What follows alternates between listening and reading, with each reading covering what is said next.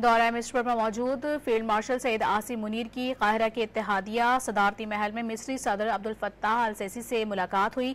ISPR के मुताबिक मुलाकात के दौरान दो तरफा देरीना दोस्ती का इआदा किया गया।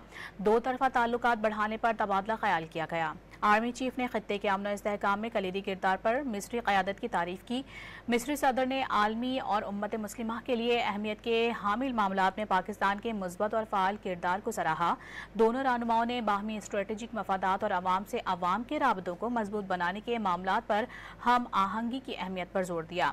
मुलाकात में दोस्ताना ताल्लुकात की मुश्तरका तारीख और तमाम शोबों में ताउन को मजीद वसी करने पर बातचीत भी की गई। दौरा मिस्र में मौजूद फील्ड मार्शल सईद आसिम मुनीर की काहिरा के इत्तेहादिया सदारती महल में मिस्री सदर अब्दुल फत्ताह अल सीसी से मुलाकात हुई।